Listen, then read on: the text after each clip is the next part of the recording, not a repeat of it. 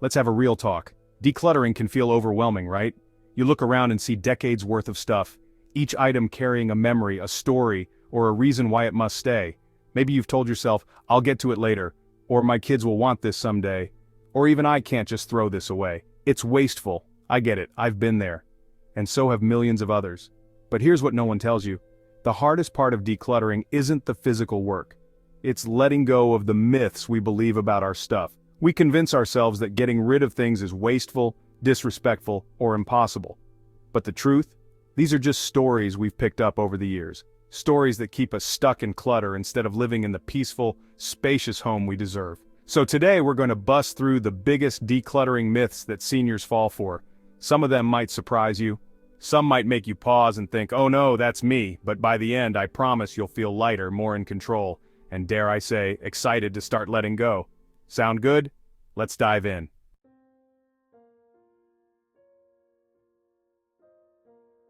Number 1, I might need it someday. Oh, how many times have we all said this? I'll hold on to this just in case. It feels like the responsible thing to do, keeping that extra toaster oven, those stacks of old greeting cards, or that pile of mismatched Tupperware lids because, well, you never know. But let me tell you the truth. This mindset is exactly what turns homes into cluttered storage units, filled with things that haven't been touched in decades. The someday we're waiting for rarely comes, and in the meantime, these items take up valuable space. Space that could be used for things that actually bring joy and ease into your life. Think of it this way. If you haven't used something in the last 5 years, what are the odds you'll suddenly need it now? And even if you do, would it really be that hard to borrow, repurchase, or find an alternative? Let me tell you about Linda. She had a garage full of old tools, convinced she might need them for a project one day. But after years of not touching them, she finally admitted that her days of home repairs were behind her. She donated them to a local community center, and suddenly, she could actually park her car in the garage again for the first time in years. The trick is to be honest with yourself. When you look at something and think, I might need this someday, challenge yourself. Have I needed it in the past 5 years? If not, will I truly need it in the next 5? If the answer is no, it's time to let it go.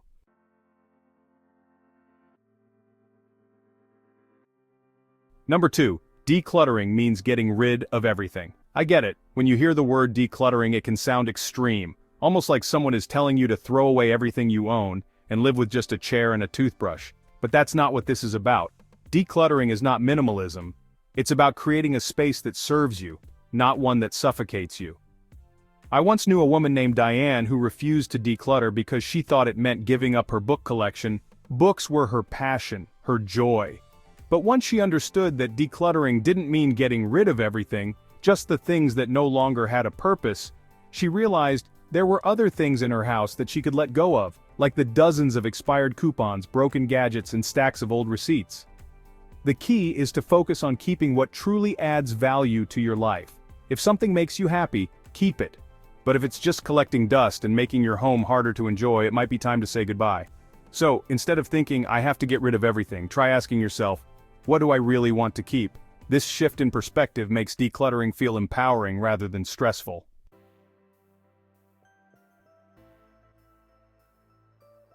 Number 3, it's wasteful to discard usable items.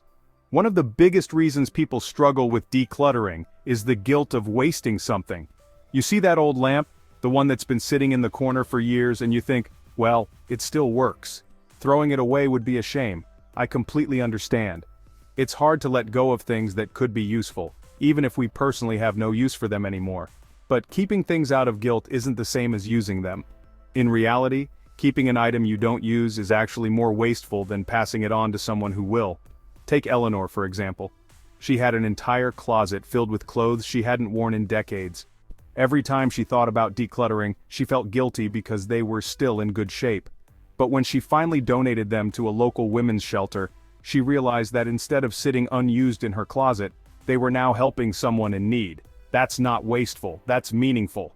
Instead of feeling guilty about letting things go, try thinking about how they could benefit someone else. Donate them to charity, give them to a friend, or even sell them.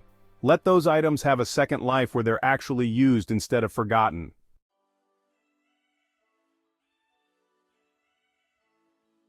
Number 4, more storage solutions will fix the clutter. Here's a little secret. Buying more storage bins, shelves, and containers does not solve the clutter problem. It just helps you organize the clutter you already have. I've seen it happen time and time again. Someone decides to tackle their clutter problem, so they go out and buy dozens of plastic storage bins. They fill them up, stack them neatly, and think, problem solved. But the truth is, all they've done is hide the clutter, not reduce it. A friend of mine, Tom, had an overflowing garage. His solution? Buy more shelves and storage bins. But the more he stored, the harder it was to find anything. He still had to sift through piles of things to find what he actually needed. Eventually he realized that before worrying about storing his stuff, he needed to decide whether he even needed it in the first place. Decluttering should always come before organizing. The less you own, the less you have to manage, clean, and store. So instead of asking, where can I store this? Ask, do I even need this? You might find that the best storage solution isn't a bin or a shelf, it's simply letting go.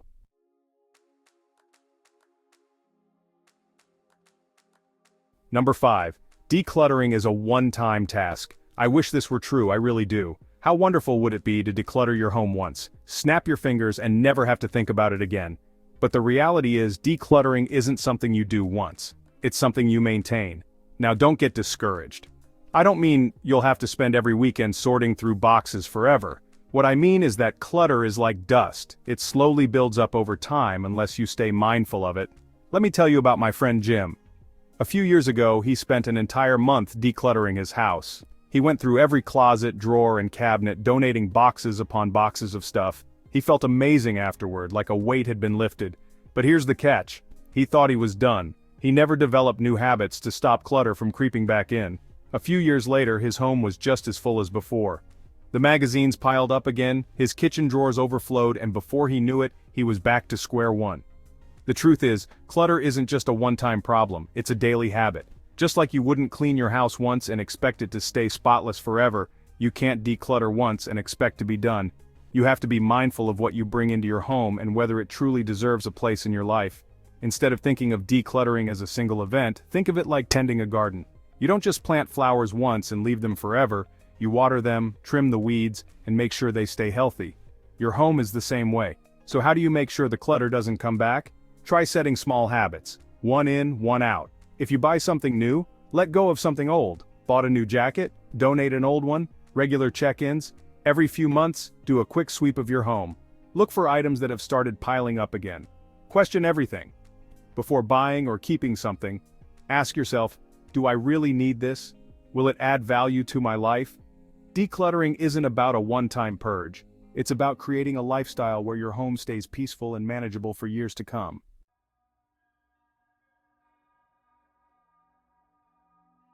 Number 6.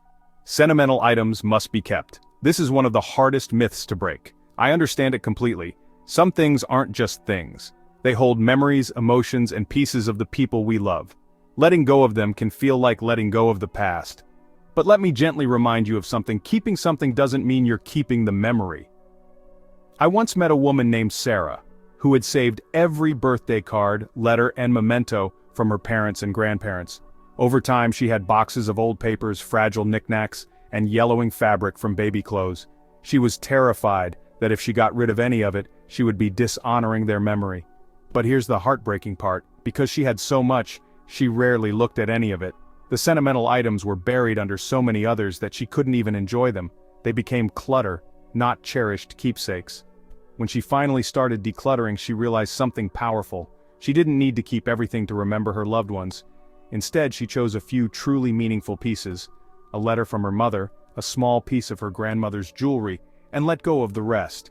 She even turned some sentimental fabric into a quilt so she could actually use it rather than store it in a dusty box.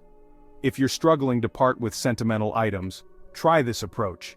Keep the best, not the most. Choose the most meaningful items, the ones that instantly bring back a smile or a memory, and let the rest go. Repurpose them. If you have a collection of t-shirts from your late spouse, turn them into a memory quilt. If you have stacks of old photos, frame a few and display them rather than hiding them in boxes. Take a photo. Sometimes the hardest part of letting go is the fear of forgetting. Taking a picture of an item before donating it allows you to keep the memory without the physical clutter. What matters most is the experience and love tied to those items, not the physical object itself. You don't need to hold on to everything to keep someone in your heart. And remember, decluttering sentimental items doesn't mean erasing the past. It means making space for new memories while still honoring the old ones.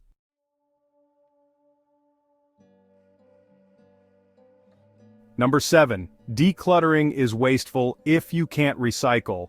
I completely understand this one. It's hard to part with something when you know it will end up in a landfill.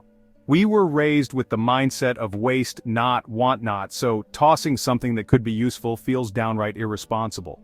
But here's the truth. Keeping unused things in your home doesn't stop them from being waste. It just moves the waste from the landfill to your living space. Let me tell you about Joyce. She had a garage packed with old electronics, broken appliances, and stacks of magazines. She kept telling herself she would find a way to recycle them properly. But that day never came. The piles just grew and the clutter became a source of stress rather than a solution. One day her daughter helped her realize something. If these items aren't being used or enjoyed, they're still wasted, whether they're in a landfill or in your home. That was a wake-up call. So what did she do? She looked for donation centers that accepted some of her old items, gave away what she could, and for the rest, she accepted that not everything can be saved. And that's okay. The best thing you can do is to try to donate when possible. Even if something isn't useful to you, someone else might need it. Look for local charities, shelters, or even community buy-nothing groups. Upcycle creatively. If you're crafty, repurpose items like using old t-shirts for rags or turning chipped teacups into plant holders. Let go of perfection. If something truly has no use, throwing it away is not a failure. It's about making space for a life that serves you. The real waste isn't letting go of things. It's holding on to items that make your home feel heavy and unmanageable.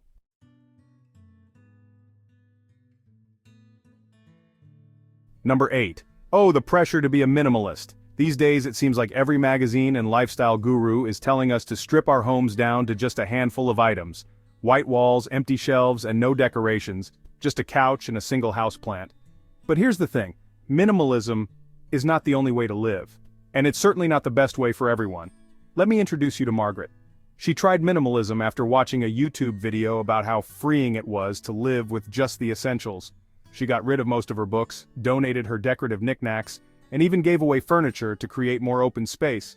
At first, she felt accomplished. But after a few weeks, something felt off. Her home no longer felt like her.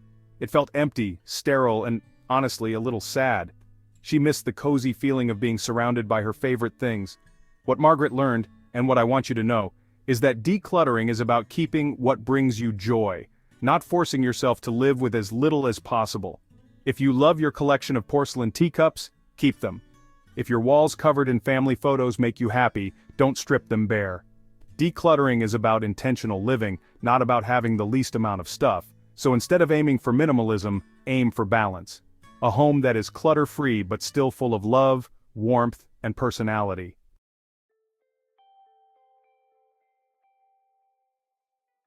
Number 9. Decluttering is only for younger people. This one breaks my heart because I've heard so many seniors say it. What's the point? I'm too old to start decluttering now. But let me tell you, decluttering is for everyone, at any age. In fact, it's even more important as we get older because it can make life easier, safer, and more enjoyable. Take Robert, for example. At 75, he felt overwhelmed by the idea of decluttering his home. He figured, I've lived here for 40 years. Why start now? But then, he started noticing little things, like how difficult it was to get to his winter coat because his closet was stuffed with things he hadn't worn in decades, or how he had to step over boxes in the hallway, making walking around a little risky. Then one day, his friend slipped and fell at home, and that was his wake-up call. He realized that decluttering wasn't just about getting rid of things. It was about creating a safer, simpler home where he could move freely and comfortably. Once he started, something incredible happened. He felt lighter. He rediscovered forgotten treasures, created space for new experiences, and most of all, he felt in control of his home rather than trapped by his belongings. It's never too late. And in fact, decluttering later in life can be one of the most freeing things you ever do.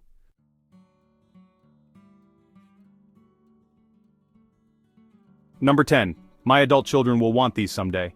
This one is tough because it's rooted in love. We save things for our kids because we believe they'll cherish them the way we do. But the truth is, times change, and so do people's tastes and lifestyles. Take Helen, for instance. She had an attic filled with family heirlooms, china sets, antique furniture, and even boxes of old clothes. She was convinced that her children would want these items when she passed them down. One day she invited her daughter over and said, "I want to show you all the special things I'm keeping for you." Her daughter hesitated. "Mom, I appreciate it, but I don't really have space for these things, and honestly, I don't think they fit my style." At first Helen was heartbroken, but then she realized something important. She had been keeping these things for a future that didn't exist. Instead of assuming what her children wanted, she asked them. And you know what happened? Some things were sentimental to them and they took a few keepsakes. But the rest, Helen realized she could donate or sell them, knowing that it was her choice, not an obligation to pass them down. If you're holding on to things for your kids, have a conversation with them. Ask them what they actually want, and let go of the guilt if they say no. Because at the end of the day, your children don't need things to remember you. They need you, your love, and the memories you share.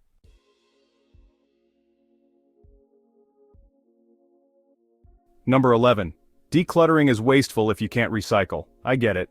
Throwing things away feels wrong. We've all been taught to reduce, reuse, and recycle. But here's the truth. Keeping something just because you can't recycle it doesn't suddenly make it useful. Instead, it turns your home into a landfill. Let's say you have a pile of broken electronics, old plastic containers, or stacks of outdated newspapers. You want to find a way to recycle them. But months or years pass, and they're still sitting there, collecting dust. Meanwhile, your space is getting more cluttered, making it harder to enjoy your home. What if I told you that letting go doesn't have to mean being wasteful? You can check for take-back programs. Some stores recycle electronics and household goods, donate creatively. Artists, schools, and repair shops may need parts from items you don't use. Let go guilt-free. If there's no way to recycle it, ask yourself, is my home a museum for old junk? Or a space where I want to live freely? Susan had a collection of old magazines she hoped would be recyclable someday. But when she finally checked, they were too old and brittle. Instead of feeling guilty, she let them go, and suddenly, her spare room looked twice as big.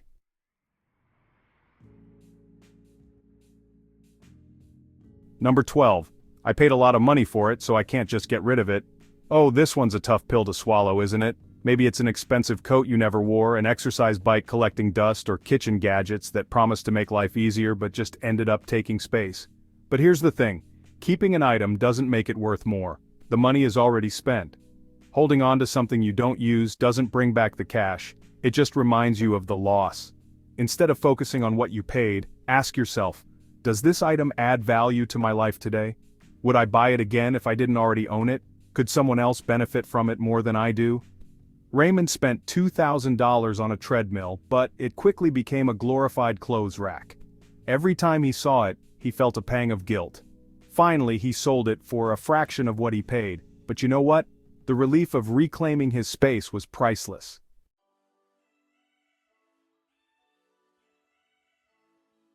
Number 13. If it's old, it must be valuable. We've all seen the stories. Someone finds an old vase in their attic, sells it, and suddenly they're a millionaire. So it's natural to think, maybe my stuff is worth something too. But here's the reality. Most old things aren't worth a fortune. In fact, with mass production over the last century, most vintage items just aren't that rare. Instead of assuming everything old is valuable, do a little research. Check eBay or an antique dealer to see if your item is actually worth something. Except that value isn't just about money. Sometimes an item's real value is the joy it brings, not the price tag. Let go if it's just taking up space. If it's not valuable to you, does it really deserve a spot in your home? Henry kept his old comic books, thinking they'd be worth a fortune one day. Turns out most of them were common and not worth much. Instead of clinging to the idea of someday, he sold the few that had value and donated the rest to a children's hospital, where they actually made people happy.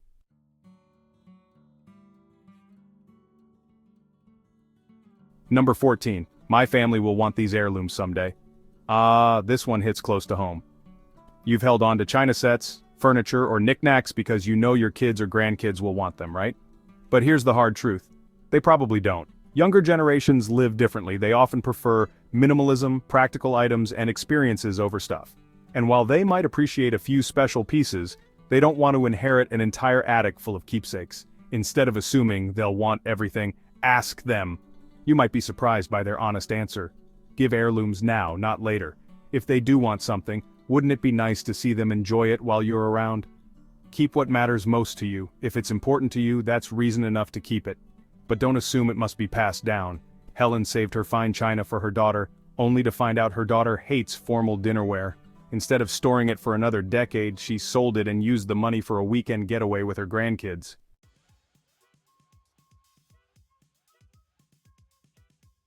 Number 15. I should keep gifts because someone gave them to me. This one gets us all. We feel guilty getting rid of gifts because we think it's disrespectful to the person who gave it to us. But here's a secret. A gift's purpose is to bring joy at the time it's given. Once it's yours, you decide what happens next. Holding on to unwanted gifts out of obligation only clutters your home and your mind. Instead, remind yourself, the person gave it with love, not to burden you. It's okay to let go of things that no longer serve you. A donation or re-gift could bring joy to someone who really wants it. Mary had a collection of decorative plates from birthdays and holidays. She realized she only truly loved a few, so she donated the rest. And guess what? Not one person ever asked about them.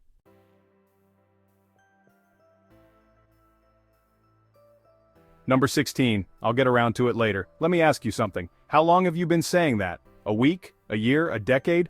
The biggest enemy of decluttering isn't the clutter itself, it's procrastination. The longer we put it off, the harder it feels. But the good news? You don't have to do it all at once. Try this. Set a timer for 10 minutes and see what you can clear. Pick one small area, a drawer, a shelf, and tackle just that. Invite a friend or family member to help. Decluttering is easier with company. Bob kept saying he'd clean out his garage one day. His grandson finally suggested they start with just one shelf. That little win gave Bob the motivation to keep going, and within a month his garage was actually usable again.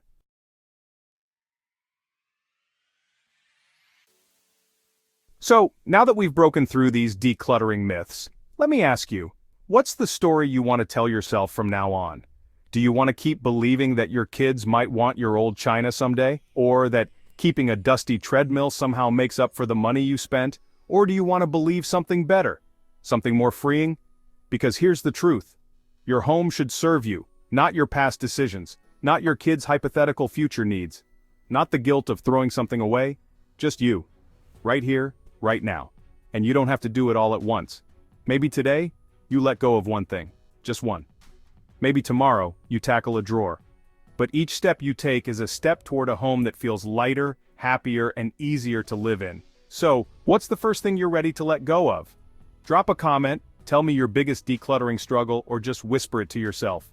And of course, don't forget to like, subscribe, and hit that bell icon so you never miss any video that helps you grow into your best self. Thanks for watching, and I'll see you in the next one.